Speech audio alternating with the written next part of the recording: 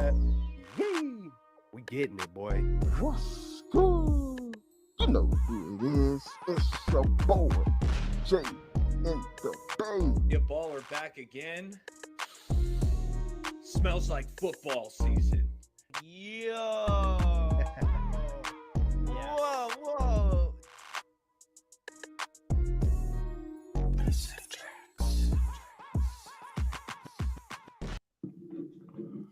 What up, everybody? Welcome to Straight Out of the Bay. It's the end of the season, man. Good stuff for coming through, everybody, man. Whether you're from the Bay, England, 49ers, or worldwide. What up with it, Jay? What's good? How's everyone doing tonight? Doing well. Feeling good. Excited to be here. 10-game win streak. We're going to be rolling into the playoffs. Bring on the Seahawks. Fired up. Man, let's go. Faithful, rise up. Yee! Let's go, man. Let's get it. Hey, man. Hey, what a time to be a 49er fan. I'm going to just go ahead and say what's up to our man, Raphael, always one of the first ones to come through. Says, what up, Celts Chronicles, Jay in the Bay, Amin the Dream, Bay Area Baller, and everybody. Let's get it. Let's go. What up, Raphael? Hope all is well. All right, man. So, hey, let's just jump straight into it. Hey, it's playoff time. It is freaking playoff time. It's win or go home time. But before we do get started, I have to touch on, man. You know what? Hamlin is back home. What a freaking story, man. Just you know, you guys know me. You know, I'm a guy who believes in prayer, and man, I've seen it throughout the world and throughout the country. And who would have thought, you know, a guy like, 24 years old, you know, from the Buffalo Bills would lightweight unite, a lot of people, man. I just think, you know, sometimes through tragedy, sometimes there's a masterpiece being built in the backgrounds. And hey, man, God's got his hand on that young man to the fullest and that family. And I just think it's absolutely remarkable, man. I was celebrating when I heard he went back home. Just to touch on your guys' thoughts about Hamlin. It's incredible. It's incredible that he appears to be making a full recovery, and it's definitely great to see. It's great to see the NFL community come together and support this man and his family. So, you know, I'm wishing him, you know, further progress in his recovery. And who cares if I know it's probably his dream to play in the NFL and all that, and that's great. But hopefully, you know, he'll be able to recover and just live a normal life. I think at the end of the day, at least that's what I strive for him and his family, just to live a normal life. And it's great to see him, you know, recover. And if he does play again in the NFL, hey, that's great too. But definitely great that he's back home and he's continuing to further in his progress. I think Jay said it best right there. I second everything Jay said. I'm just really happy that things are progressing positively, and DeMar is doing pretty well by the latest reports. So, hey, I'm happy about it.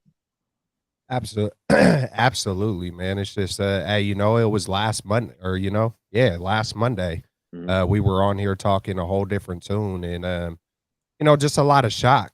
You know, initially shock, and then the more the week went on, the more I just like really felt it. And yeah, man, yeah, you know, so it's we can all smile about it now, man. You know, props to Hamlin. I see a few more people in the chat. What up, Bryant? We got Deneen in the house. We got a gang of gang of folks. We got Blue True says, "Happy Victory Monday, y'all. Let's go." Hamlin is back. Buffalo in the hospital, not home yet. Oh man, hey, forgive me for that one. I thought well, it's he's almost there. He's almost there. Yeah. He was released. He's on his way. Yeah. Still a blessing. Real talk. Real talk. All right, man. So let me get my stuff situated. So if y'all want to touch on the 49ers and Cardinals, just a quick little recap.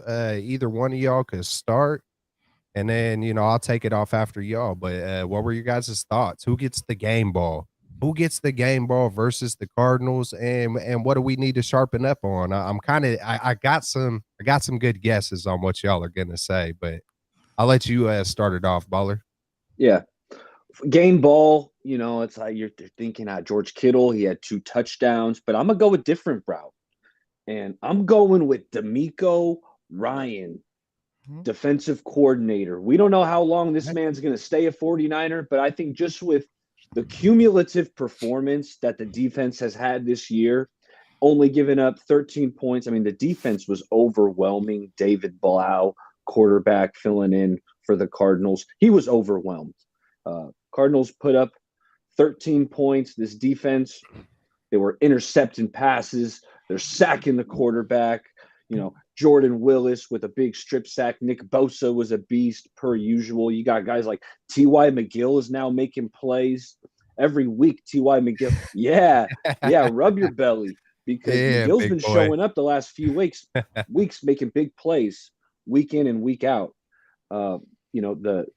The defense, I'm going DeMeco Ryans. And one thing I wanted to mention, fellas, Charvarius Ward, we know how good he's been in coverage.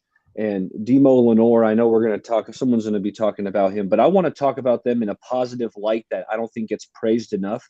And it's just how good our corners are at tackling and just how physical they are. Because a lot of these teams around the league, you want to get the ball into your weapons' hands in one-on-one situations facing a corner because they feel like their receiver, their running back's going to plow through them, get around them. But with our corners, Diamador Lenore, Charvarius Ward, these dudes are making plays. They're physical in the run game, and all that stems from defensive coordinator DeMeco Ryan. That's who I'm giving my game ball to. Hey, great insight there. And first, I just want to say what's good to everyone that's in the chat right now, whether you're watching on Kelt's, Bay Area Baller, Jay in the Bay, or the Straight Out of the Bay YouTube channel. We appreciate you guys and gals for coming through tonight and talking about the Niners. But I could go a lot of different directions. Oh, also make sure you hit that like button as well. We appreciate it, and subscribe if you can. A lot of players I feel like stood out. It was good to see Elijah Mitchell back. I think he'll be a great 1-2 punch with him and CMC. He added 5 carries, 55 yards. He scored 2 touchdowns. He had that long run of 37 yards. I thought that he stood out.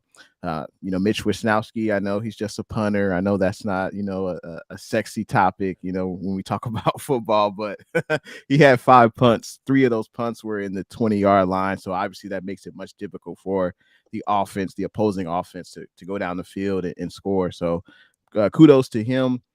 Got to give some love to BP, Brock Purdy. I mean, he was efficient, 15 of 20, right under 200 yards passing, had 3 touchdowns. So a lot of game balls to go around, but those are the guys that stood out. Also, let me mention Tayshaun Gibson. I mean, this guy wasn't even on a roster at the beginning of the season. I think he was on a team's practice squad, and I think he had 2 interceptions yesterday, 2 tackles, and I think he has 5 interceptions on the season. So, hey, kudos to Tayshaun Gibson. He's been playing very well at that safety spot, and the defense has, dare I say, gotten better with him there in certain situations. So those are the guys that stood out to me. I love it. I love it, man. You guys almost covered it all, Hey, so I'm gonna go ahead and just take Odom. I'm gonna go ahead and take George Odom, man. I believe that was his first pick of the year. I'm pretty sure he had one, which feels like years ago, versus the Vikings in the preseason. Hey, man, he came through. He was trying to duck and dodge and get to the house, man. I was juiced up on that one.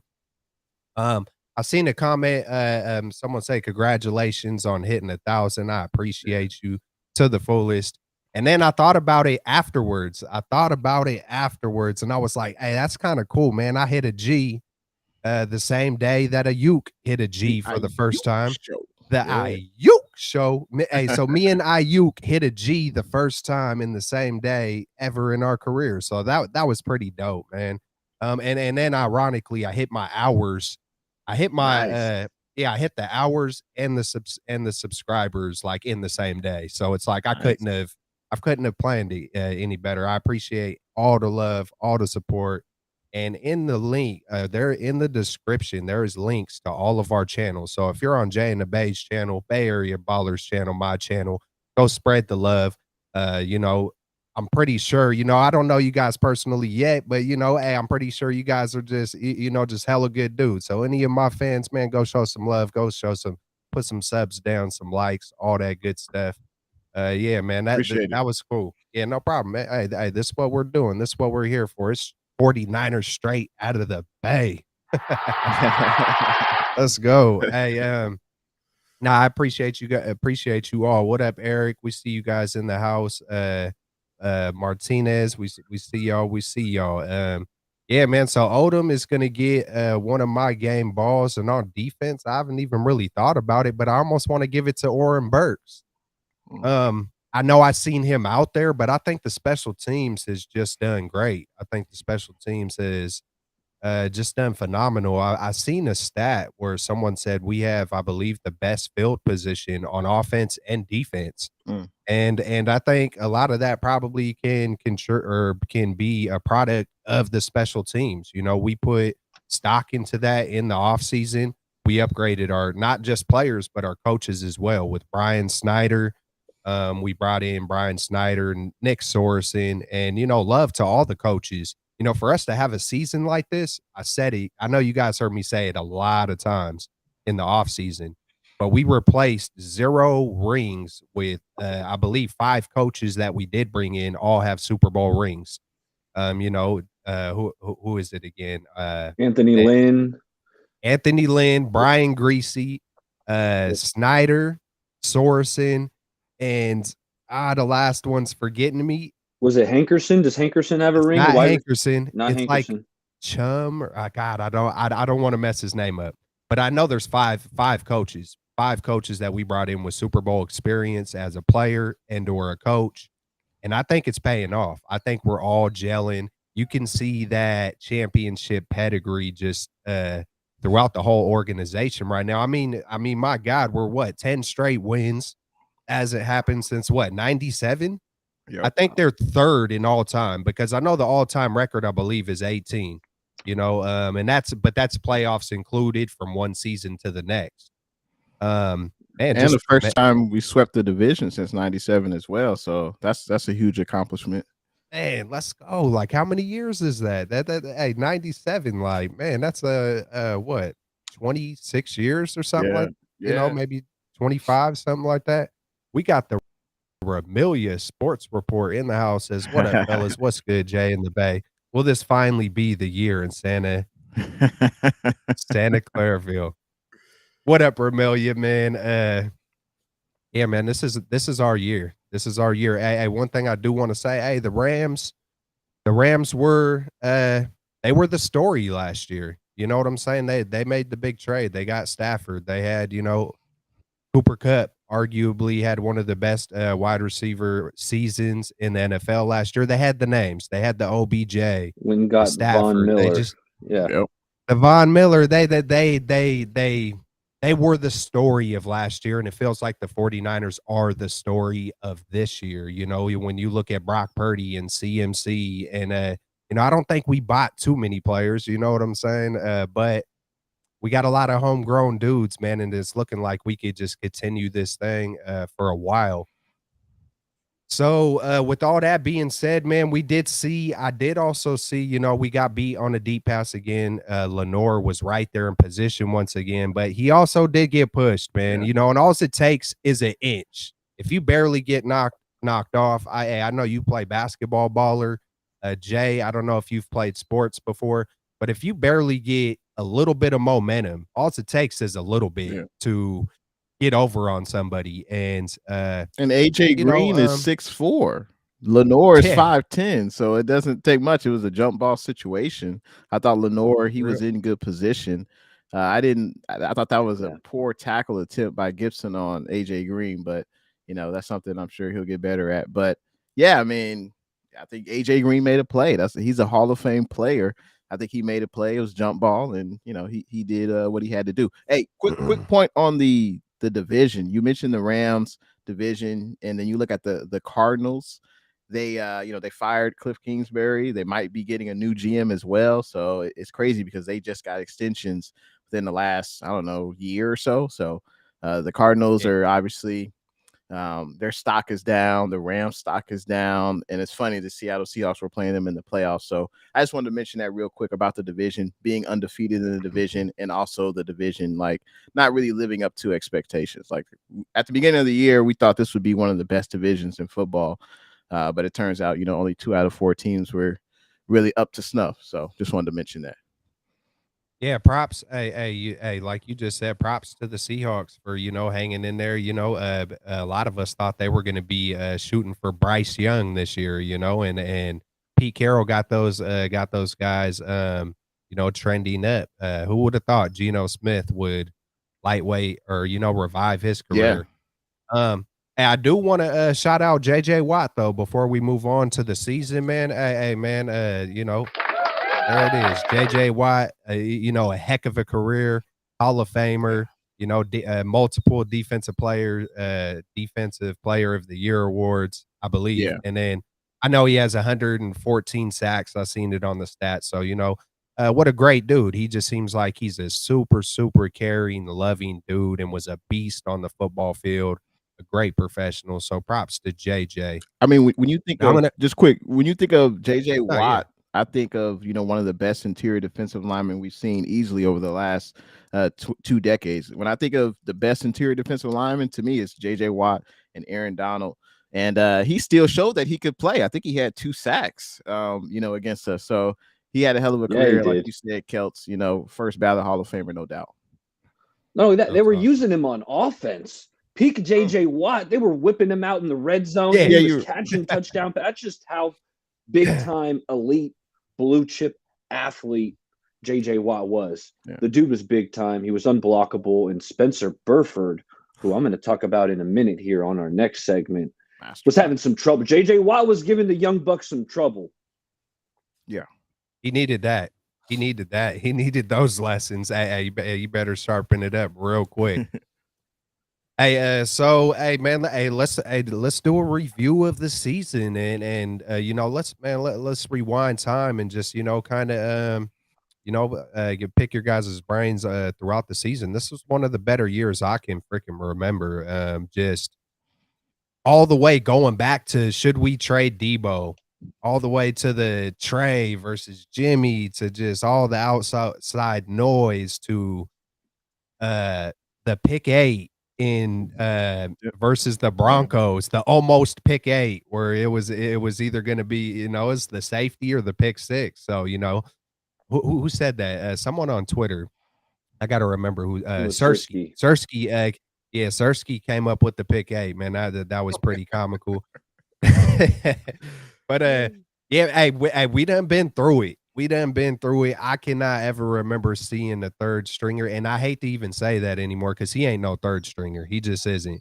But I've never seen, once upon a time he was a few weeks back, but Brock Purdy and then the CMC trade. There's just so many things that happened through this year.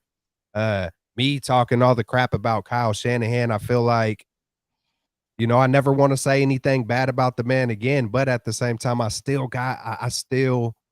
just hope and pray we don't see no 10-point, 14-point meltdown in the playoffs or anything like that. I don't think we will, but at the same time, hey man, back-to-back really good seasons. What's your guys's, biggest positives or maybe biggest negatives? Something you maybe want to just completely forget and things that you will probably remember for a long time. We'll start with you, Baller. Yeah. This front office has guts. That's the first thing that's going to come to mind, because this team started out 3-4. I believe they were 3-3 when they made the trade to go get Christian McCaffrey. That's a 3-3. You're a 500 football team that says, look, yes, we are really talented, but we need to bolster this roster in some way. We need a playmaker. And they went and got arguably a top 3, top 5 running back in the game in McCaffrey, who's just been phenomenal. He's been this safety blanket, where you can just check it down to him, and he's going to make the first guy miss. He's going to get 6, 7, 8 yards on these checkdowns. You can run him all over the field. It feels like McCaffrey's vision has gotten better as, these 6 or 7 games have went on. Now 11 games that have gone on. McCaffrey keeps getting better and better. He's seeing the whole. His vision's improved, and that was a big time move by this front office. Something I'll never forget. That's storyline 1. I got to give you storyline 2. You touched on it, Kelts. It's Brock Purdy, the 7th round draft pick, coming in, playing sensational football. He's got this aggressive style, but yet he's not making mistakes. Really, I think it's what Kyle Shanahan has been looking for. Straight baller. He's a baller, He's a baller. bro. Yeah, he is. When I think of the season, I think of a few different things. I think of Talanoa Hufanga getting off to a pretty hot start. A 5th round draft pick out of SC. I just thought he would be like an elite or ace special teams guy, but he turned out to be a pretty good starter. And his first season starting, he got a Pro Bowl nomination, so that's impeccable. Obviously, BayAreaBaller mentioned trading for CMC. I think that'll probably go down. And I know I could be prisoner of the moment or whatever, but that's probably one of the greatest in-season trades in 49er history. When you look at what CMC brings to the table in the rushing and receiving game, he opens up everything for every other offensive player on the roster. So hell of a trade, and I'm glad we still have CMC for multiple years down the road.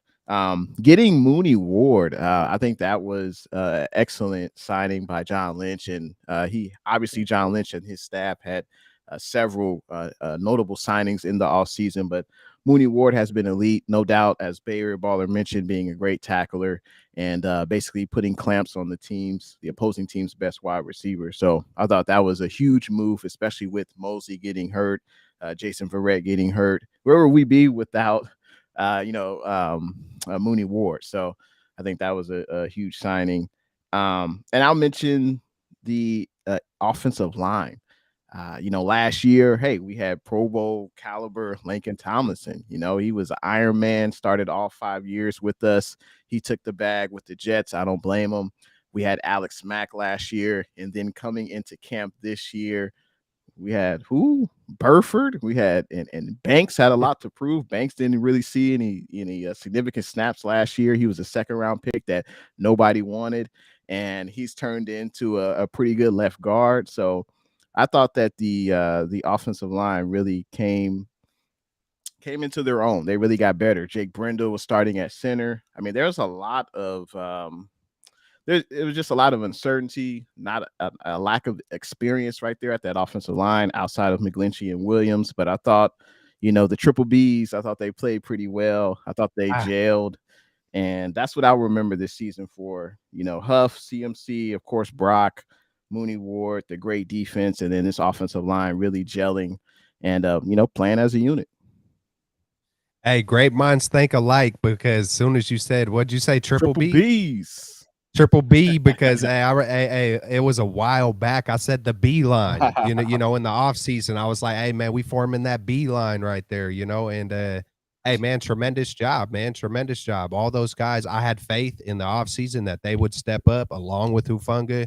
I'm always rooting for the underdog. So there's probably not an underdog on the 49ers that I wasn't like, watch, he's going to elevate, you know what I'm saying? And so, hey, I want to give a shout out to the backup defensive tackles, man, because we got I don't think any of us thought we would have the #1 defense in the NFL. I don't know where the statistics stand right now, But hey, man, I think that was a little bit better than a lot of us expected. And then that's without Kinlaw, that's without Armstead through majority of the year. For Hassan Ridgeway to step up, Givens to step up, a few other guys I know that's in there that Baller probably knows all their names. Yes, Spence, T.Y. T.Y. McGill. who was McGill. Yeah. Yeah. T.Y. McGill, man, I love the sack dance. I don't got the rhythm like T.Y. McGill, but when I seen he did the Armstead with the sauce on it, bro. He was flowing like fluid, and I was like, yeah, get it, Big Daddy. That's hey, keep eating, let's go. So man, just props to the whole team, just up and down from John. Man, dare I say Jed York? You know, if Jed York never gave, Shanahan and John Lynch these guys extensions, and a lot of it feels like Jed York is only brought up if it's negativity. But props to Jed York for giving these guys long extensions to allow them to lay the roots, lay the foundation. They've made a whole bunch of bad picks, but they've always backed it up with the freaking great one. Whether it's our bread and butter is in that 4th and 5th and 6th round, and we got this team stacked, y'all, and it's not just for 1 year, Ramelia. Longevity in our future. I had to throw that up in there. And hey, we see you, Brian Cope. I wanted to say what's up to Bashar. I seen him in the chat a minute ago. We got Boots. We got David Villa in the house. Says, what's up, faithfuls and fellas? Niners on fire. Let's keep it going all the way, amigos. Woo! Let's go. Let's get it. Hey, got to give props to Kyle Shanahan as well. Real talk. I mean, it was a roller coaster type season. When I think about this season, also, I just think like this is life. Like you're going to go through ups and downs in life. You're going to get knocked on your ass. You're going to get things aren't going to go your way. You might feel sorry for yourself. Like, why is this happening to me? And starting the season 3 and 4, losing to Denver, losing to Chicago. And he kept the team together. Obviously, the CMC trade was huge. That I think that completely turned the season around. And of course, Brock Purdy, the way he's playing. But you got to give credit to the head man in charge. Twitter was Twitter was an interesting place when we were 3 and 4. That's for sure. People saying, fire Shanahan, put DeMeco Ryans as head coach. Where are those people now? And I know it's a week to week NFL. I know we've only got 18 games now, but 17 games, excuse me, but it's a week to week league. Fans short for fanatics, but you got to stay the course, and I think Shanahan did that. And I definitely got to give him credit. He deserved props for the turnaround and for getting this team to the 2nd seed, 10-game winning streak. So definitely got to give props to Kyle for sure. Real talk. Anything else you wanted to touch on? I see a Super Bowl prediction if one of y'all want to read that one. Looks like Shea Martinez. He has a Super Bowl prediction: 49ers 41, Bengals 24. Interesting prediction. It's a lot of points. 24. I love it. I could see it, man. I don't or excuse me. Yeah, my bad. But anyways, tripped myself up on that one. But anyways, Purdy the truth. We see you, David. Yeah, man. You got any other final thoughts, my man Baller, on the season? I mean, it's been a fun year. It's been a really fun year to watch this team. And when we were 3 and 4, Shanahan did it back-to-back years. We started out slow last year as well. So Shanahan knows how to galvanize this team and turn the season around. It's like I'm done questioning Shanahan. Yeah. I've learned a lot this year. I've learned a lot. We got Melissa in the house. Purdy winning the Super Bowl would be the best storyline. Hey, that'd be something. Hey, none of us could have written it up any better, man. And I got a pretty dang good imagination, and I love these kind of things that's happening, and it's happening with our team, man. I couldn't have written it up any freaking better. It's a Hollywood script. Yeah, man, and it just feels right though too. It feels cool, man. It's not like, we went out and grabbed a Super Bowl winning quarterback. This dude is Mr. Irrelevant. He's always going to have that tag to him, so it is what it is. But, he's proved to be well more than relevant. I actually seen you pull a stat out, Baller. how his numbers, since he's been, been a starter, are dead on with Patrick Mahomes. And people are talking about, hey, I've said it myself. He looks like a mini Mahomes to me. He has the composure of a Joe Montana, and if you say those things, you're not lying. I But mean, let me cite it. Let me cite it, Kelch, while we're on the topic. Okay, this is Mahomes yards per attempt, 8.1. Completion percentage. This we're talking Mahomes, 67.1. Quarterback rating, 105.2. Now let's switch it to Brock Purdy. Yards per attempt, same thing, 8.1. Completion percentage, same exact completion percentage, 67.1. And then the QB rating is actually 2 points higher than Patrick Mahomes at 107.3. So, and those are just stats, but I'm more of an eyeball test guy where I want to see what's going on the field. What do my eyes tell me, right? And my eyes tell me Brock Purdy's doing a damn good job. Yes, sir. Hey, your eyes aren't lying, man, because that man, he does not look jittery. He does not look phased. He's a baller, bro. He's doing the dang. It's like, man, he's just. I haven't seen him, and I'm sure he will make a boneheaded play at some point in time. I know a couple of interceptions were dropped. You know what I'm saying? But he even is getting lucky in the right times. Like, it's like, so, all right, there's an it factor that I believe is just undetectable. Guys like Joe Montana, Terry Bradshaw, Tom Brady, like, just to name three of them, all those guys won, 3 Super Bowls, 4 Super Bowls, how many ever Tom got, 7 or whatever it is. But they have that it factor. It's that it factor that we were all hoping and waiting to see if Jimmy would ever have it, and he never had the it factor. It's and the when intangibles. you do see those intangibles of being able to detect the pocket, when you have the pocket awareness, and you not only have the athleticism to get out of it, but you're already 3 steps ahead of what you're gonna like. He manipulates the pocket. He like already sees, okay, I see him coming this way. I'm going to step this way. He moves that way. I'm going this way. I'm going to hit yada, yada, because I know he's going to be there. He's locked in, and Jimmy never had that. Jimmy never had that. Hey, props to Jimmy, though, too, because, hey, if he didn't win the games that he won, who knows where we would be right now. So, yeah. At the same time, props to Jimmy. And I want to say real quick that Brock Purdy, dare I say, has revived George Kittle's career. Great point. A popular YouTuber said, hey, we should trade Kittle, get rid of this guy. In Kittle's first 9 games this year, he only had 4 touchdowns. In his last 4 games, he's had 7 touchdowns. So clearly the Brock Purdy Kittle connection is legit. And I just think BP he's making everyone around him better.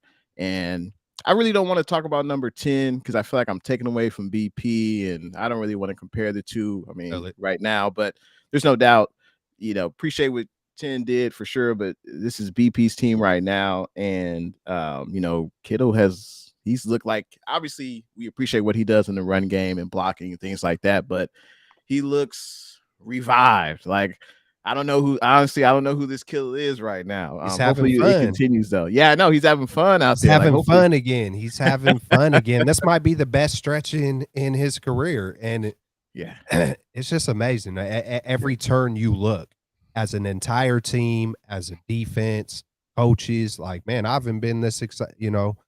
There was a special feeling last year during that 7-2 run, and this is that feeling enhanced, magnified to the fullest.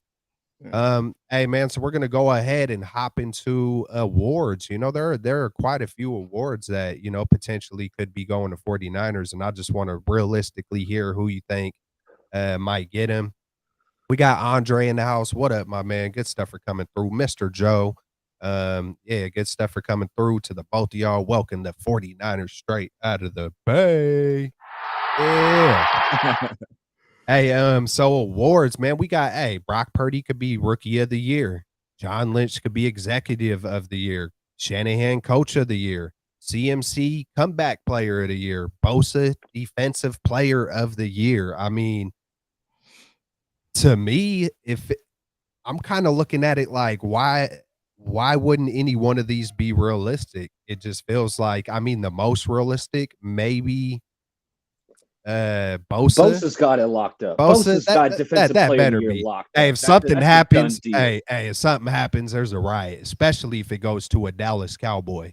If something happens and it No goes chance. to America's team, man, there's gonna be who knows? Hopefully Shanahan, if something like that happened, hopefully Shanahan takes it out on the league and just goes back to back to back Super Bowls. Bosa should have won comeback player of the year last year. Who won? Yeah. Did Burrow win it? Did Burrow win it coming? They want to give it to the quarterback. Yeah, Burrow. Yeah, of course. I mean, Burrow, you But tear Bosa was coming off a knee, and he was a monster last season. He should have gotten more recognition at least. I don't even think he got like, I don't want to mess up. I don't think he got a first place vote. Yeah, I don't think he got a first place vote. How? And then I did research before on who all, man, I went detective status. Who all works for ESPN? Who all works for certain organizations? And I was trying to see how the playing field was. How many are in LA? How many are in the East Coast? And it's a large number from like Philadelphia and on to the East, where they have a large portion of, the bias. The bias is real. It really is real. It wasn't. Yeah, I wanted to make sure before I started speaking on it. I wanted to make sure it was real, and it's pretty real. So there's going to always be that East Coast bias, regardless. Hey, we own the West. You come Colorado and on, and hey, the 49ers are worldwide, man. We got fans everywhere, and we travel deeper than anybody, and we're coming for it. We're coming for it. So I just wanted to get your guys' thoughts besides Bosa, maybe. Who do you think has a legitimate shot of getting an award out of the other four guys? I think Lynch, executive of the year, he should definitely get some votes. I know the Eagles executive, Howie Roseman, will probably get a lot of votes because he brought on a lot of talent to the Eagles, and there's no doubt they're a talented team. But I mean, the CMC trade, I mean, come on. I mean, like, if that doesn't put you over the top, I don't know what else Lynch can do, but he definitely should be in serious consideration. Also with the draft picks, obviously we passed up on Brock Purdy, but every other team did. But that's a huge get. No one was expecting anything from him. I didn't even think he'd make the roster coming out of training camp. So the draft picks, the signings, I think Lynch should definitely be heavy consideration for executive of the year. Real talk. Yeah, I'm with you, Jay. Give John Lynch executive of the year. And here's the thing. It also feels like Kyle Shanahan is very deserving of coach of the year, doing what he's done with Brock Purdy, just where he's had this team, 10-game win streak to close out the regular season. But here's the thing. I don't think the NFL would give the 49ers the clean sweep of the coach of the year and the executive. There are a lot of talented coaches and executives throughout the league doing a good job. So I feel like it's one or the other. So that's why I'm leaning John Lynch. I know Lynch did win it in 2019, but I looked back at the history of the executive award. Bill Polian won the thing like 4 times. So, they're not afraid to give repeat votes to guys who have won it. So I'm going Lynch, and I do feel like Brock Purdy deserves serious consideration. Me and Jay were talking a little bit on Twitter before the game, and I said, look, if he has a big game today, this is before the Cardinals game. If he has a big game, I feel like he could thrust himself into contention. He had 3 touchdowns. So I'd say he played pretty darn good. Yeah. I know there are a couple rookies, one of them who we're going to face, and we're going to talk about him when we get to the Seahawks preview. But Kenneth Walker has had a good season for the Seahawks, rushed for over 1,000 yards, real talented guy. And, Garrett Wilson, what he did for the Jets this year, and, the quarterback carousel they were going through, he had over 1,000 yards. So I think Brock Purdy might be on the outside looking in, but me personally, yes, I am biased. Brock Purdy deserves serious consideration for that. And then comeback player of the year, I don't know what the heck they're going to do with comeback. Yak McCaffrey probably deserves that, but I thought Bosa deserved it last year, so I don't know about that. Who else? Who else? I have no idea who else would be in consideration. Geno, maybe Geno. Geno might be a consideration for comeback player. I just wanted to push back a little bit on Shanahan being head coach of the year. I don't know. I have a feeling that usually they give that award to coaches who kind of like come out of nowhere. And I think expectations were already pretty high for the Niners. I think one huge kudos to Shanahan is still thriving or actually being better with the third string quarterback and Mr. Irrelevant. I think that's something that will definitely add to his, head coach of the year, candidacy. But yeah, I think I think Sirianni probably might get it more consideration. Obviously, Sirianni, Daboll, those are feel like the hot names. They're on the East Coast. That's one thing. We know that the East Coast bias is real, and no one really thought that Jalen Hurts would be a franchise quarterback. And obviously, he's proven he had a hell of a year. So I think I would love to see Shanahan win it, but I would be surprised, honestly. Yeah, I'm just like, when I heard Baller saying, hey, they're going to give it to one or the other, I'm just like, man, this is BS, man. Just give it to, why does that always got to play a factor? I guess it's at the beginning, middle, and end of the day, it's a business. So who knows why they do what they do, but I know they got it locked in. Even the gum chewer up in Seattle, I think he could get consideration. No one thought that the Seahawks would be in the playoffs. That's true. I thought they were tanking. There's a lot of good a lot of good candidates for sure. Yeah. But Shanahan should definitely get consideration. I see Melissa said, we'll just hop into the next topic. Melissa was talking about that beating a team 3 times in 1 year. Yeah, last year was way different versus the Rams. Our team is a lot better this year, I believe. Hey, a quick question. Can y'all hear my dog in the background? No. All right, cool. He's over here whining his head off. He locked himself in the room, but you're trapped in here with me, dude. You're trapped. All right, yeah, but hey, man, 3 times a year, hey, we're getting it done. It would be a catastrophic, and I don't even want to say it, but it would be catastrophic if we lost to Seattle at Levi's Stadium. Could y'all? I don't want y'all to imagine, but could you? Oh my God, bro. We better not lose, and that's especially knowing that the 49ers are the better team. Oh yeah, we're the better team. Just all around every angle. I don't care about no 3-year thing. I know the 49ers don't. In that they are locked in, loaded. Lock Purdy. Let's freaking go. We're coming from all angles. Even special teams, man, is good as gold. That's one person we haven't mentioned today. I know Robbie missed on a couple this year, but man, we're coming through as good as gold. And yeah, man, Seattle. I think we're going to see like the first matchup, but even enhanced. Of course, that was a catastrophic moment. Twice I said that, but that was just a devastating moment seeing that with Trey. And Jimmy obviously stepped in, hit Dwelly, yada yada yada. We've seen how it, but I think we're gonna see that kind of a score, maybe even more though. But it was 27-7, I believe. And I'm thinking, they got their touchdown on a blocked field goal, I think it was. So I don't even think they scored. And then the refs helped them out a lot up in Seattle. So that could have been a lot worse. That was Thursday night. Who knows if they wanted to keep it close and whatnot. I think we're going to dismantle them. I think we're going to pummel them. And like Jay in the Bay likes to say, I think we're going to beat the brakes off of the freaking Seahawks. Hey, boy, we're about to mollywop them something tough like, coming through, like I said, from all angles. So go ahead, Jay. I think honestly it's going to be close, like in the first quarter, maybe second quarter. The 49ers have kind of started slow. I don't know about you guys, but the Cardinals game, there wasn't that much juice involved in that game, if you know what I mean. Like once the Giants said, hey, we're going to rest our starters, and you knew that Jalen Hurts was starting for the Eagles, you kind of knew the Eagles were going to win that game. So the Niners really didn't have much to play for against the Cardinals. But obviously it's a different story versus Seattle. But I think we've seen the last few games where, a team or the opposing team could have a successful first drive against us, but as long as we don't allow that to continue, we'll be fine. But I think the key, I can get into the keys right now, or we're going to get into that a little bit later. Hey, shoot for it, bro. Shoot. It's going to be winning at the line of scrimmage. I think that's going to be key in this game. I mean, if you look at the Seahawks, the last 2 games they've played us, they haven't really been able to run the ball. I think they only have like 88 rushing yards total in the last 2 games.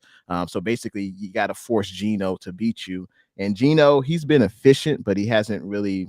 He's only thrown 1 touchdown, 1 interception, 435 yards the past 2 games. So that's not going to beat the 49ers, I don't think, or any playoff team.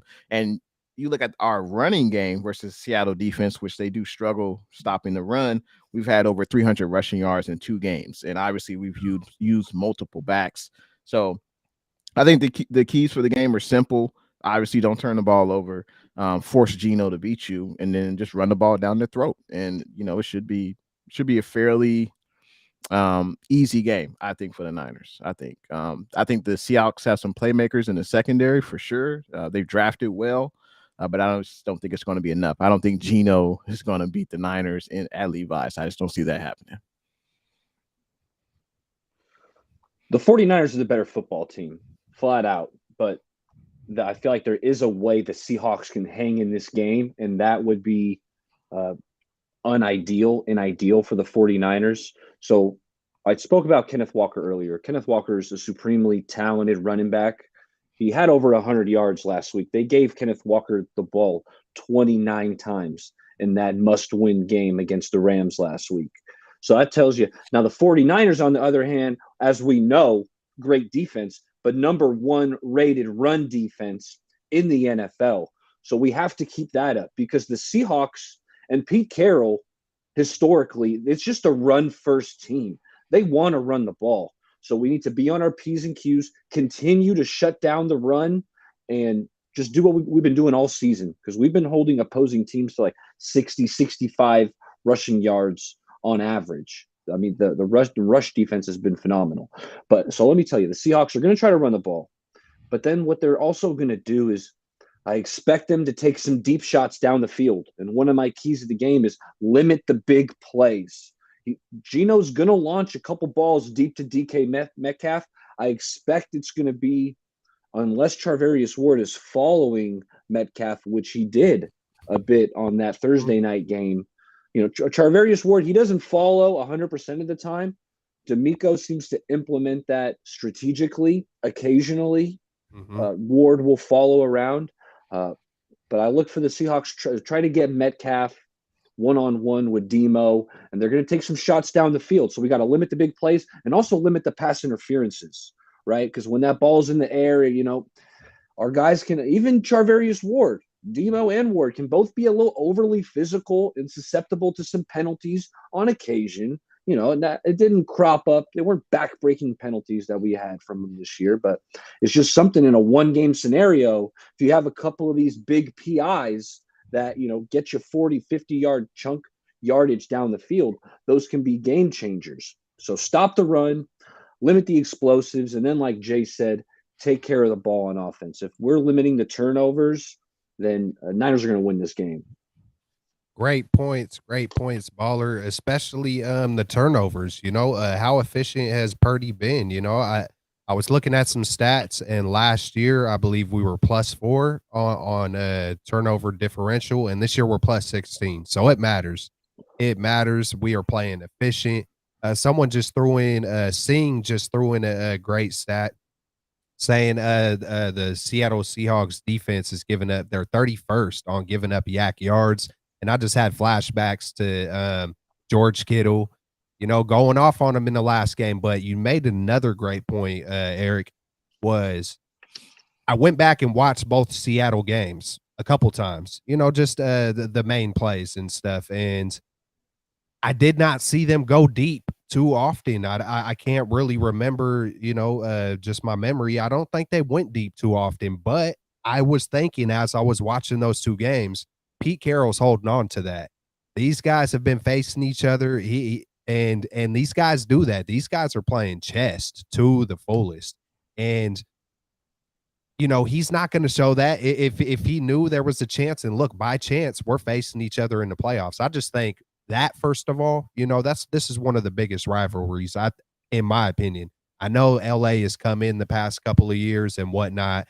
And then besides our division, you got Dallas and Green Bay, in my opinion, are the biggest rivals. But the Seahawks, I think they're the biggest rival, man. Still one of the biggest ones. And Pete Carroll and Shanahan, they know each other. So just like Shanahan's not going to show certain cards, Pete isn't either. So I think you got a good point on the deep ball. And typically you would see Lockett or Metcalf, get a couple shots a game, and I can't remember them even trying it really once on us both games. So I expect to see it. Go ahead, Jay. I was just gonna say the Seahawks. I think they've only scored one touchdown versus us in the past two Yep. games, and I think in order to really throw the ball deep, which I agree with Bay Area Baller, I think it's something that they will do. And Demo Lenore, he's kind of there's been some opportunities there for him to make some plays, and he hasn't always done that. So I agree with Bay Area Baller. Definitely got to watch. You obviously got to test it out. Some refs, they'll let you be more physical than others. That's something we'll find out within the first few drives on either side of the ball. But in order for Geno to really throw deep, he's got to have time to throw. And I don't think he's going to have that much time to throw with the horses we have on the defensive line. So I think it's going to be a long day for the Seahawks at Levi's. Yeah. And that one touchdown, the one touchdown they did score, I think it was on a 15-yard pass or something like that. It was at the end of the game in the last game we played them. So another great point by you, Jay, by you as well, Eric. All right, man. So any other, hey, if y'all got anything else for the 49ers versus Seahawks, I personally think, like I said previously, we're about to beat the brakes off of them. And I can't wait. We better. But if if it's close, it's close. A dub is a dub. I hope I'm not getting too ahead of myself, but yeah, it's win or go home time now. It's win or go home time. Like everyone said, I think we're clearly the better team. I don't really see any player on their roster. I mean, you could argue their wide receivers, there might be a little bit better, but I think we just have more depth at pretty much every position. And yeah, the Seahawks are a talented team. I didn't expect them to be a playoff team. But I can't wait until Sunday. But I just want to give a huge shout out to everyone that's in the chat. We see everyone's comments, like David. We have Singh. Deneen has been in the chat a lot, and we have a few super chats. Not sure which channel it's on, but I will just go ahead and read them. Also, David's in here as well. 49ers first takes hot diggity dog. He says, playoffs. We talking about playoffs. LOL, of course.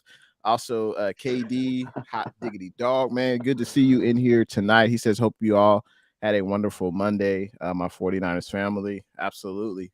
Hope you all had a wonderful weekend as well. And I gotta say, what's good to David V. Bryant's in the building. We have Van. So appreciate everyone tuning in tonight. Yes, sir. Yes, sir. Yes, sir. Hey, just like Jay said, I couldn't have said it any better myself, man. We appreciate it. You guys always show love and support.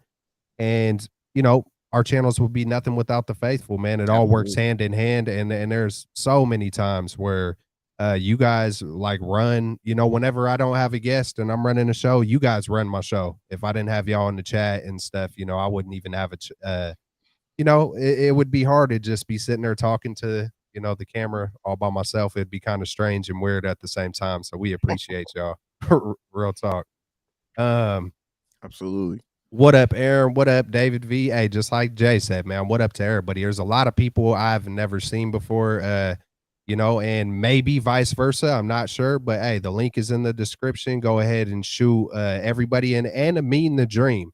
Amin the Dream, he is also a part of 49ers straight out of the Bay. He is not feeling well tonight. So prayers out to Amin to get better, and his link is also in the description. So go show some love to Amin the Dream as well, man.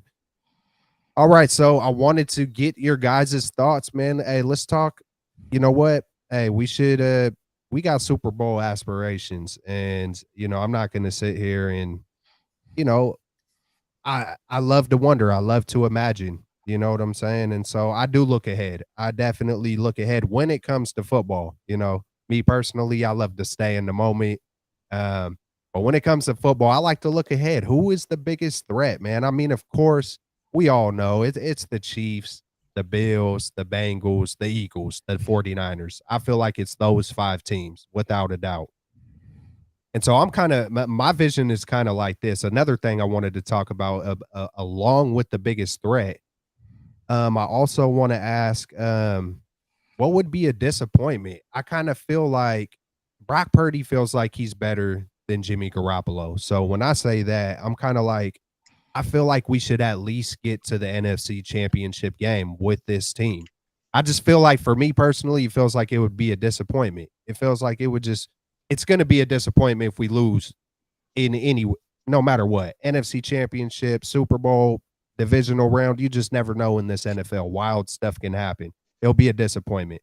But what the question I'm really asking is, what would you consider like a disappointment as far as like Brock Purdy or like, how am I really trying to word this? Like, oh man, that just, you know, we coulda, shoulda, woulda. Oh, Shanahan, you know, is back on the hot seat or just something like that. What would you guys, you know, who's the biggest threat and what would you really, what would have to happen for you to be like, ah, oh, that was just a failure? Anything less than a Super Bowl victory is going to be disappointing, Celts, because I Absolutely. mean, this team's been so close, feels like so many times. So anything less than a Super Bowl is going to be disappointing. The biggest threat, first off, I got to say, every team you play in the playoffs is a threat, in my opinion. Now, the biggest threat, I'm looking squarely at the NFC first and foremost, and I'm looking at the Eagles. I'm not getting ahead of myself and looking at the Super Bowl, but I feel like the Eagles, you know, they're the 49ers and the Eagles, that's the top tier in the NFC. I feel like that's pretty clear. And Philly's got that mobile quarterback.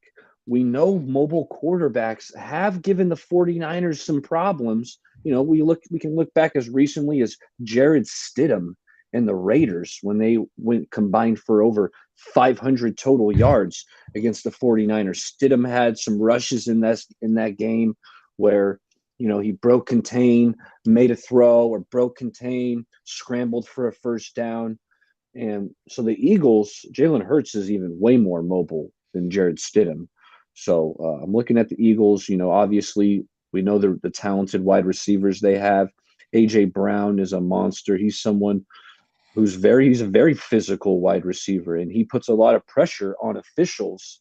Are you going to call offensive PI? Well, it's just a little forearm. It's like, no, they're not going to call it. So he gets away with some of this physicality downfield. Devontae Smith is, you know, the Heisman winner, former Heisman winner, supremely talented, great route runner. Then they got their tight end back, Dallas Goedert. You know, they got weapons. You know, 49ers got weapons all over. But the Eagles also got some weapons. You know, Miles Sanders coming out of the backfield. I don't know how he got the Pro Bowl nod ahead of Christian McCaffrey. Those voters weren't paying attention. But so biggest threat, I'm looking at the Eagles. Hey, I just want to mention, of course, we are a 49er channel, but we are in the NFC West. So we do have other content creators that come in, like Remilia Sports Report. Sometimes Payo comes in. I just want to say appreciate you, Cjin, for coming in. I know you're a Seahawks fan, and he Real always talk. comes to my channel, Jay in the Bay. So I appreciate you coming here and looking forward to the game this Sunday for sure. But just want to say appreciate your support and every other fan base who wants to come in and just say what's up and be respectful in the chat. So I just wanted to mention that. Biggest threat is the 49ers themselves. It's the man in the mirror. I don't think there's any team that can really beat us when we play our game. I think, you know, physical on both sides of the ball. I think we have, you know, talented. We have Pro Bowl, all pro caliber players at every level, especially on the defensive side of the ball. I know there are other talented teams, but I'm going to take that approach. The biggest threat to the Niners is themselves. That's what it is. If we come out the right game plan, we execute like we know we can. I just don't think there's a team that can really stop us. Will there be some close games in the playoffs? Absolutely. But I think if we come in with our game plan and execute, I think we'll be just fine. I think we've seen over the last 6 games that Brock Purdy has kind of, dare I say, you know, uplifted this team, uplifted the morale of this team. And I think we're actually better with and Brock. the fan base. And the fan base. Yeah. Oh, yeah. Fan base love them some Brock. Now, as far as disappointment for the season,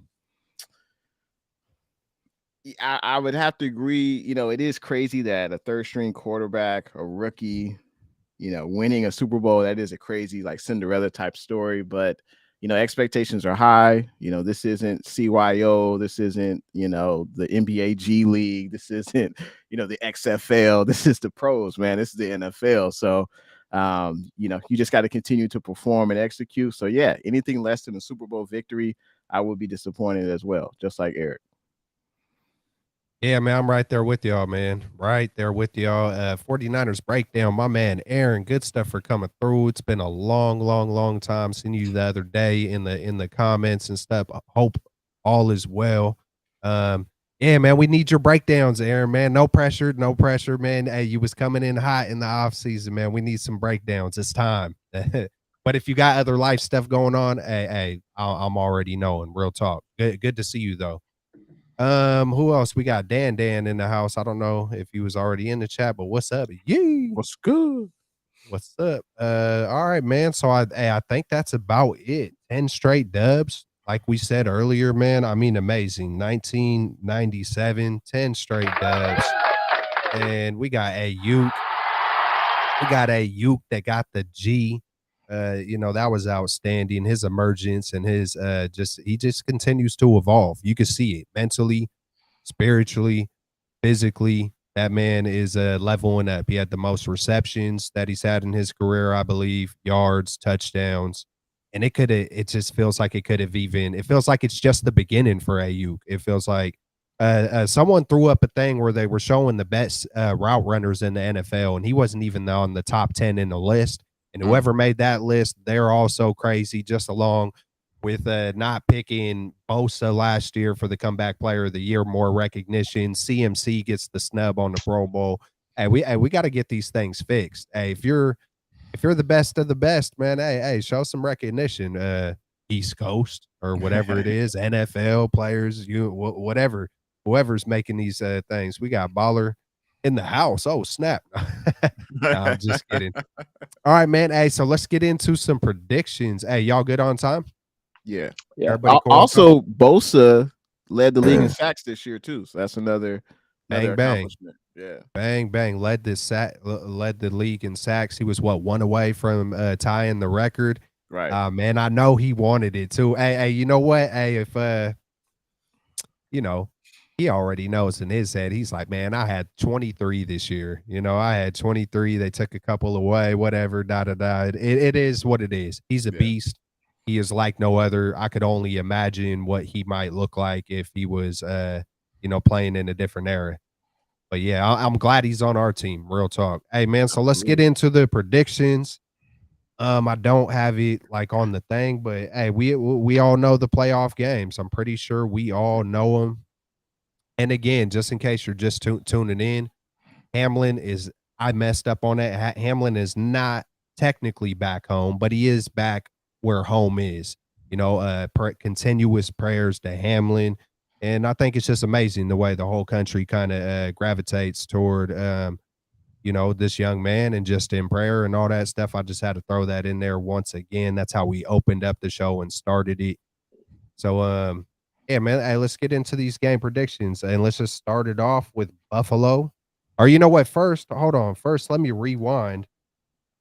And I'm glad we're starting over in the playoffs because, we've been getting a little off track. Each of us have been taking turns on kind of messing up, as our picks, or, we haven't been very consistent, but this is our first year, man. It's a process. It'll get better. But just going back to last week, I was 2-2. Baller was 3-1. Jay in the Bay was 0-4. Oh, ouch! Wrong button. I almost hit the. No, Jay and Bay was. But I was thinking good. Outside the box. hey, you win some, you lose some. Hey, but sometimes you got to take those shots in this freaking crazy NFL. We got how do you say it again? I don't want to mess his name up. Sijin? Sijin. Hey, and just like Bay said, man, we welcome. If you're respectful, if you're cool, hey, in the chat, hey, keep it cool with anybody that's a decent person, man, because we're all fans at the end of the day. I got Packer fans that come through, Tampa Bay Buccaneer fans, a guy from the Fijis, Rez, comes through. So we welcome it. Real talk. Sejin says, Kelts, where are you from with that accent, bro? That is South Vallejo. That is straight up. That is the hood. My accent came straight from the hood, Sejin. It came straight from the good hood right there. Nah, but real talk, it really did, man. I'm born and raised in Vallejo, California. Uh, some people might know, it's like 45 minutes from Sacramento, 40 maybe 45 minutes from San Francisco. It's like Yeah. right in the middle. Beautiful freaking weather. Um, yeah, man. I was blessed with the good old accent. Thank you, man. I appreciate it. Ah, man, hey, but I get it all the time. You from Texas or you from or what else? Oklahoma. I get it. Oklahoma, Texas, all that good stuff. I hope it's a compliment. All right, man. Yeah. So where we at? Let's get into these Bills playoff versus games. Dolphins. Bills versus the Dolphins, and I'll just go first, and I'll just say the Bills. Even though the Dolphins won the first game, who knows what's going on with Tua? Prayers to that man to fully recover healthy. The mind is a powerful thing we got up here, so it's got to stay protected. It's crazy, man, to see how many quarterbacks we've went through. I mean, with the NFL set a record for the amount of quarterbacks that were used this year when they're trying to do everything in their power to protect them. So it's kind of crazy, man. Bigger, faster, stronger. Who knows what it is, but I got the Buffalo Bills. Yeah, man. Who do you got, Jay? Yeah, I got the Bills, man. We don't know if Tua's going to play, as you said, and I think the Bills. I think they're just the better team at this point in the season. But the Finns had a pretty good year. But yeah, Buffalo Bills. Yeah, I'm rolling with the Bills. I will say if Tua does play, I feel like it could be a high scoring game and somewhat competitive. If Tua doesn't play, I think this thing is going to be a blowout. Bills got a lot to play for. Obviously, supremely talented team. They were picked by many media members to represent the AFC this year in the Super Bowl. Like I said, yeah, they got a lot to play for, man. They're playing for that 3 and DeMar. That being said, I'm going with the Bills. All right, all right, all right. Well, that's a clean sweep right there. Bengals and Ravens, and we'll go with Jay. Yeah, Bengals versus Ravens. I mean, is Lamar Jackson playing? Doesn't seem like it. I think the Bengals right now are just a better team, so I'm gonna take the Bengals. Yeah, it's interesting. These two teams just played each other this past Sunday, and they're facing off again here. I'm rolling with the Bengals. We don't know who's playing quarterback. Is Lamar Jackson back? Even if he is back, at what degree is Lamar Jackson going to be himself? We know Lamar, best running quarterback ever. He's just so shifty, so dynamic with the ball. But I have to wonder if he does come back, how much will that knee injury affect him in the open field? Yeah, true, true, true. Yeah, I also got the Bengals. You know, yeah, man, they're just playing lights out. They're right behind the 49ers at, I believe, how many games in a row they got? 8. I think they might, they're arguably the second hottest team in the NFL. They're clicking. The defense is playing well. They got Burrows. They got Chase. A couple other wide receivers. They're slipping my mind right now. Who is it? Higgins? T. Higgins? T. Higgins, yeah, Jamar Chase. I had to pull up this comment because I agree with 49ers breakdown. The interior D-line pressure concerned, and this is back to the 49ers against the Cardinals. And like I said, J.J. Watt had schooled Spencer Burford on more than one occasion, getting instant pressure. And it's like, yeah, that is a future Hall of Famer, but it's just something to monitor. Also, I noticed some of these stunts, defensive linemen have been running stunts against us. And like Jay was praising the offensive line, and I'm with them. Overall, offensive line has done a good job, but there has been too many free rushers coming in for my liking, and a lot of them come in through these stunts. Watt had another pressure. That's where Purdy had a big sack. He had a big sack and lost, I want to say, like 8 to 10 yards, and that was Yeah. because Watt came in on a stunt, had a free rush, flushed Purdy out of the pocket. So I agree with 49ers breakdowns. A guy like Chris Jones would feast just like he did in that previous Super Bowl where he was just beating up on Brunskill, pushing the pocket. So Something to monitor. Sorry, we can get back to the picks. Nah. It's all good. Hey, man, that's a 49ers channel. So I appreciate the comment. Appreciate you throwing it in there because I'm looking at the paper. So hey, nice way to step in, real talk, because hey, that is a concern. There are concerns with the deep ball. There is concerns, with when we are facing top-notch defensive linemen, real talk. You're never gonna have a perfect team. It is what it is. I think we can overcome it. I'm pretty sure we're going to see Shanahan in his bag, and he's going to do everything he could possibly do to keep it protected. And you know what? Nice sack.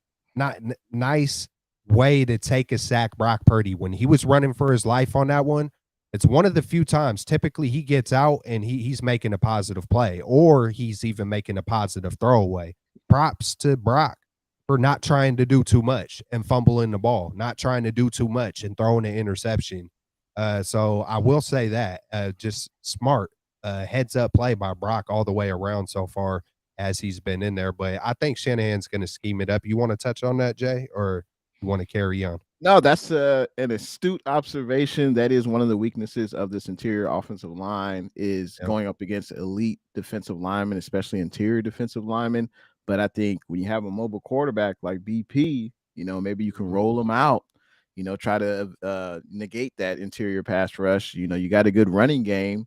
I think the offensive linemen are usually better when they're the aggressor, and usually that's in, run blocking.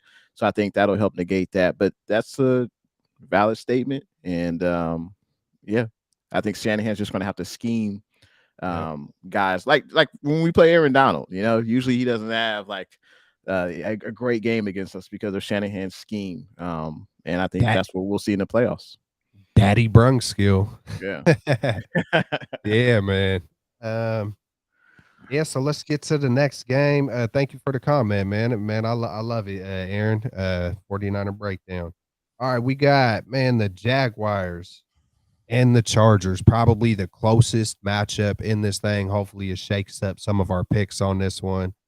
And you know what? I'm going to go ahead and go first to try to see if maybe it'll make one of you guys pick the other team. But yeah, I'm going to go ahead and this coach, I don't like the Chargers coach, man. His name is slipping me. He just does some I don't know. He just Brandon does some Staley. Yeah, it just feels like, man, hey, there could be 2 coaches gone in LA this year. Who knows? But yeah, I'm going to say, God, that almost makes me want to change my pick because Peterson's pretty good over there with the Jaguars, and they've been hot. The Jaguars have been hot, and the Jaguars did beat LA, the LA Chargers. They did beat the LA Chargers in LA earlier in the year. I think they beat the brakes off of them. Man, I just love saying that, man. I'm sorry, Jay. Sorry if I took it from you, bro. Hey, the Jaguars, I believe, won like if I'll just guess, it feels like they won like 38-14 or something earlier in the year. I could be off. Let me double check it. I'll look it up. I could have swore they beat them pretty bad in LA, so I'm almost changing my mind and almost want to say the Jaguars, but I feel like Herbert is going to finally, I don't believe he's won a playoff game. I think he's finally going to get at least a playoff win, and Trevor Lawrence's time will come at some point in time, but I'm going to take the Chargers for this one. Go Chargers. Yeah, you were right, man. I just looked up their schedule. The Jaguars beat the brakes off the Widow Chargers. 38-10. 38-10. But that could have been, I know the Chargers have dealt with injuries this year, so that could have been, I don't really know who was that quarterback. I know Herbert had some fractured ribs, but I think he might have played through it. But yeah, he played. Obviously he wasn't at his best. But yeah, it's going to be an interesting game. Speaking of, head coach of the year, Doug Peterson may get some consideration. I mean, he kind of turned that team around. Also, we talk about comeback player of the year, maybe Lawrence. Exactly, ETN. Trevor Lawrence. Yeah. So sure. I was thinking the running back.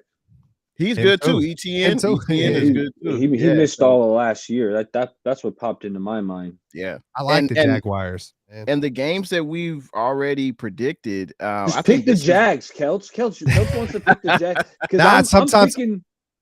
Sometimes you can't go off You're fit, you know. I'm trying to win this thing, man. I really think the Chargers. I like the Jags, but I really think the Chargers are going to get it done. And I think this will be one of the more competitive games, I think, for sure. But I like Justin Herbert a little bit better. I thought I saw Mike Williams, or I heard Mike Williams might have got hurt last week or something. So I think his status could be up in the air. I guess we'll see. But I think I'm going to roll with. That's what I'm rolling with. Good old Arnold Schwarzenegger. Gotta love it. Hey, what up, Shifty? I just seen that right now. What up, Shifty? Let's go, Shifty. All right. I'm not gonna lie. I came in thinking I was gonna pick the Chargers, but this cannot be a clean sweep in favor of the Chargers, because I do feel like this is going to be a tight, competitive game. The Jags have been playing a better brand of football. My boy Arden Key, former 49er, he was making plays on Sunday or on Saturday when they played. So Key's looking good. You know, they got the top. They have the Walker, the #1 pick of last year's draft, supremely talented. They got some talent. And on offense, we know, Trevor Lawrence is playing better and better. Travis Etienne, he has too many negative runs for my liking. It's like he tends to try to cut back and break a big one, so tends to lose some yardage on too many occasions. But he is a dynamic running back. Evan Ingram had a really good year. Evan Ingram is he's an explosive tight end that you got to keep tabs on. Christian Kirk, Zay Jones, they got some talent on that team. So the fact that you two are picking the Chargers made me pivot and say, hey, let's show Doug Peterson some love. These guys are playing at home. I'm rolling with the Jags. Well, hey, I don't have the sound effects. Typically, Baller, man, he does a good job with when we do picks, man. He'll throw in some little sound effects and stuff for some of the picks. So spice it up, just sprinkle a little something. Yeah, you gotta. Yep. What is spaghetti without the sauce? Hey, man. All right, so we're gonna go with the Vikings and the Giants. I'm gonna go ahead and just start this one off. I'm gonna take the upset with the New York freaking Giants, just because, man, I feel like you got to pick at least one or two underdogs. If you don't, I feel like not every favored team is gonna probably do it. So this is one of the underdogs I'm gonna go with. I kind of lightweight look at this. This is a prime time game. Even though, hey, props to the Vikings. There's almost no reason why they should not win this game. I'm not thinking they're gonna lose. Like, I don't really know how to explain it. If there is an underdog, this is how I say it. If there's an underdog that's gonna win, I feel like it could be the Giants more than any of the other teams. So I'm gonna just take the Giants for this one and let y'all shoot the shot. Man, Captain Kirk on prime time, but he is at home. And I really don't want to see the Giants win because they just laid down that last game. They didn't do us any favors. But the Vikings defense is terrible. The Giants obviously want to run the ball with Saquon Barkley. But Kirk Cousins or Daniel Jones, I guess I'm going to lean a little bit towards Captain Kirk. So I'm going to take the Vikings. Yeah, I'm with Jay. I'm rolling with the Vikings, although, I did pause and have to give the Giants some consideration. Daniel Jones, we know they want to run it with Saquon, but you better keep an eye on Daniel Jones because he can run the ball too and have, an 80-yard rushing kind of game with a touchdown mixed in. For real. And, Darius Slayton's a respectable wide receiver. Richie James is former Niner getting some snaps over there. That being said, I think the Vikings are going to put up some points. And I don't know if the Giants are going to keep up. I was thinking of, I was laughing because I was picturing Daniel Jones when he really did pull like a 70-yarder. And then remember he was stumbling or yeah, he fell. The turf got him. Yeah. So it wasn't, you just had me flashing back to that moment and I seen it very clearly. I'm surprised, man. Yeah. It ate him up on that one. Yeah. All right, man. So we're gonna hop over to the Bucks versus the Cowboys, and I'll let you start it off, Jay, just so I don't try to influence nothing. And it has not worked so far, or it didn't work with the Giants. So I'm gonna let you take it off with the Bucks. The Bucks Yeah. and the Cowboys. This is a good one too. This might be the second closest, in my opinion, game, regardless of the Bucks record. Yeah, I think this is the game I had where I thought the underdog would win. And I think, well, honestly, I don't know who the underdog is. I know the Buccaneers are at home, but I was thinking the Cowboys probably would win this game. I know it's TB12 versus Dak.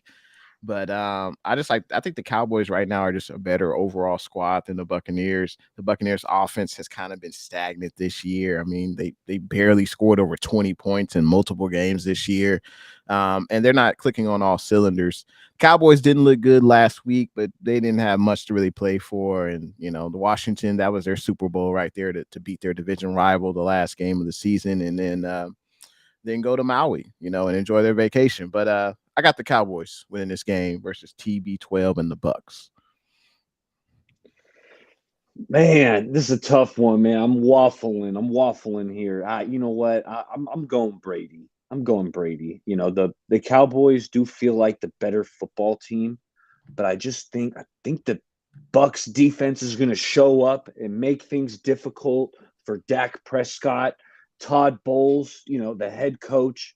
He's just he's one of the defensive minds that I respect the most in the whole NFL. I think he's going to make it difficult on this Cowboy offense, and Brady can do just enough. Man, the thing that ticks me off about the Bucks, it's so much quick game. The Bucks are just like all quick game. I know Mike Evans caught a couple deep ones, finally got going in this last week, so maybe he can keep that going. I'm just thinking Brady's going to pull a rabbit out of his hat, and they're going to. And as you said, Jay, or you were asking, the Bucks are at home, but the Cowboys are favorites. The Cowboys are 3-point favorites. So I'm gonna roll with the Bucks and the upset. Yeah, man, I got to stick to what I thought from the very beginning. Jay almost swayed me lightweight, but yeah, I think the Bucks are going to get it done. That's who I felt from the beginning. Yeah, man. So I'm taking Tom Brady. I don't think he isn't going to go out without a fight, man. And if it does come down to a last possession, I can see them kicking the field goal or just getting that last. He's had a couple of games like that, I believe, versus the Packers, and then another time. I believe there was at least 2 times where Tom Brady, right after he got the new girlfriend, got rejuvenated, had a good comeback win, whatever it was, but. Yeah, I'm gonna take the Bucks, man. I don't think he's gonna go down without a fight for sure. And I'd love to see the Cowboys lose just because I don't like them. So, all right, man. Hey, that's just about it. I mean, do I even need to ask about the 49ers and Seahawks? I'm gonna just go ahead and just put it down on paper. We're all taking the freaking 49ers. If you guys want to talk about the reasons why, you can shoot for it. If not, we can wrap this thing up and do it moving. I got the 49ers 27-17. And I'm looking at Kittle to keep this thing rolling, Christian McCaffrey, and, hey, Deebo Samuel came back from his injury, showed some flashes, had a couple plays, caught a little bubble screen last week, ran it for like 20 yards. So I saw some explosiveness. Deebo Samuel, I think he's going to make a play in this game against the Seahawks. He's the wild card. I believe. I think he is like kind of haven't heard too much of Debo lately, and I feel like it's coming. I feel he's like going to remind some people. Debo. Debo. It's coming. It's gonna come. Like I said earlier, it's coming from all angles. I think it's gonna be a beautiful playoff run. I think we're gonna pull it off, y'all. I keep on typing in on anytime I do type in chats, I always say Lombardi number 6 loading. That's kind of my little rally cry. Typically it's been Quest for 6. I've never liked Quest for 6. It reminds me of Zelda, and nothing against Zelda. I think Zelda when I was a kid, it was pretty cool, but it just the Quest. I don't know. It sounds a little. It doesn't sound football like to me. Like it doesn't have that tough football type of sound, the Quest. It sounds more Lord of the Rings. Yeah. And nothing against that stuff, but in football, You know, I'm just gonna I stick like Lord with of the Rings. I'm gonna stick with Lombardi 6 is loading, man. It's loading up. It's in progress. Who you got, Jay? Or how about score prediction? We'll just do that Score since we prediction, yeah, man. I got the Niners beating the brakes off them good old Seahawks. I think it's going to be 31-13. I just think the Niners are going to run for at least 175 rushing yards. I can't wait to see that gum chewer pissed off on that Seahawks sideline. That's one of my joys. I'm looking forward to that. But yeah, man, the Niners, that we're man going to win this game for sure. that man's about to rip his shirt off. You see Pete Carroll just pull Incredible Hulk with DK Metcalf. Didn't someone put something up where they were all in the cold or whatever with their shirts off? Like, man, we broke a lot of teams this year. We Yeah. done Matt Rule got fired, and then Yeah. we get CMC. Cliff. Kingsbury gets fired. You know, you got the Rams over there, you know, licking their wounds. Hey, Baker. another stat. Shoot. Then every team that plays the Niners, they lose the next week. So they're like 0-15, you know, versus the Niners this season, which is an incredible stat. I've never even heard of that stat, Never. you know, this season. So that's an incredible stat. I don't think that's a fluke. So I wonder if it's ever happened before. Like, I wonder who. You know, there's got to be some guy. There's some guys that have probably broken almost all the stuff down since whenever. So that'd be a lot of research. Just quick, talk. Melissa says, are any of you live streaming the game? Are you live streaming, Coates? It's always up in the air for me, man. Okay. It's or gal. It's always up in the air. Just my schedule is so hard to schedule with my family. But if you know what, if I have the ability, I will be. I'll stream. Man, that's tough. That's playoffs. See, I got to think about it because some games, like it was fun to do. It was fun to do the Cardinals game because it didn't feel like there was a lot to play for. It just it depends on me. Sometimes I get so locked in and fired up. I don't want to hear nothing. I want to be quiet, alone. And then it depends on my mood, I guess. Who knows? I might be so fired up. I know when the playoffs come rolling around, it's a whole different breed. I know I did the Packers game last year. That was the first game I ever live streamed.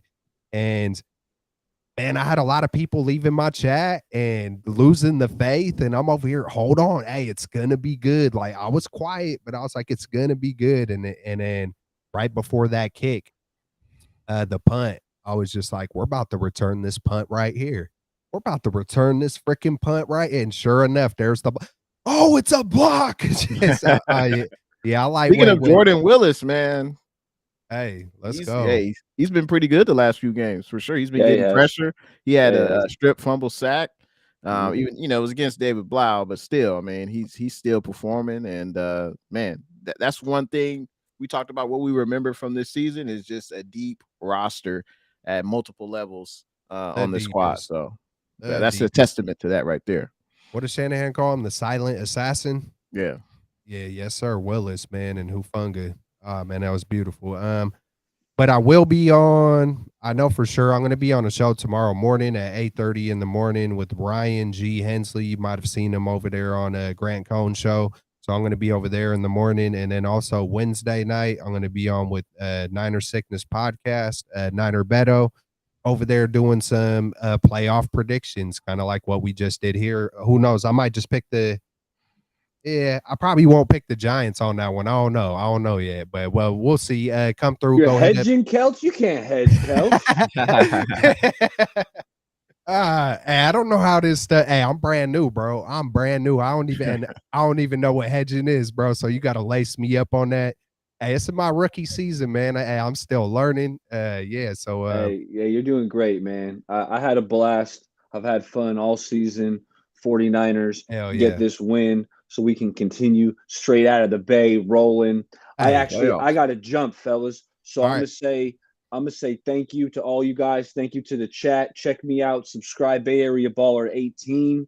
Links in the description. On, and we'll be talking 49ers, talking ball. So I appreciate it. You going live tomorrow, Bay Area Baller? You going live tomorrow? No, I don't think I'm going live tomorrow, but that's why you got to subscribe, turn the notifications on, because stuff starts popping off, Right. and you never know when it's about to happen. Probably a call-in show. I'm due for a call-in show Hey, to I just took gauge notes. the fan base. I'm taking notes, baller. That's Absolutely. exactly how I need to say. Hey, you never know, so you got to hit that bell because it just might pop off when you least expect it. So stay ready, so you never got to get ready. Sugar free.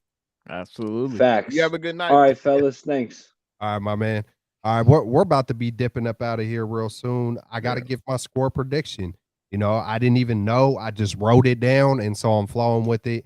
I'm going hard in the paint, man. I'm saying 37-10. I'm going all the way, man. I think we're gonna get it done like that.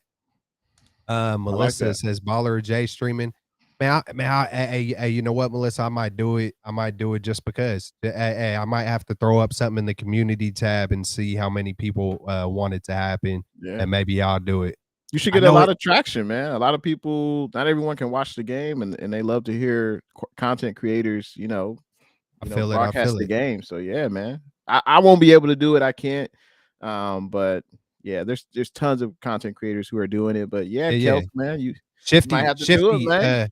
Hey, and if I don't, check out Shifty. I know Shifty's doing a lot of that. Shifty, I believe Niner Sickness as well. Niner Sickness, 49ers Ultimate Report, Rombo. Like there's a lot of people. Does Rombo do it? Rombo does a live stream? Okay, wow. Yeah. I should know that. Hey, but anyways, hey, we appreciate everybody in the chat. We always do. Bang, bang, Niner gang. Let's get it. Let's go. Any final thoughts, Jay? Absolutely, man. It's like we spoke about the 49er season, but we got to talk about the straight out of the Bay season. You know, it's our inaugural season coming together as a crew straight out of the Bay. So we appreciate everyone's supporting the channel, our individual channels, and of course the Straight Out of the Bay YouTube channel. And like Kels mentioned earlier, it's no fun talking to the camera, by yourself. It's always great to have a lively chat.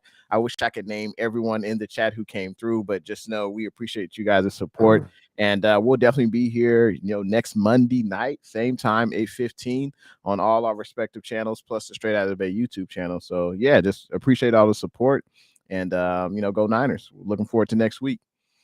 We even appreciate you, Romelia. We really do. Romelia, Seijin, Romelia. If y'all don't know, that's a Rams content creator. So go check him out, man. I haven't checked him out a lot, because I'm a 49er. That just is what it is. Maybe I should start checking more teams out. Seijin as well.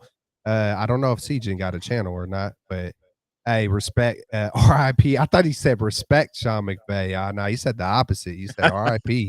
He said it is a wrap. He said it's we'll see. Done. He said it's well done. Well done.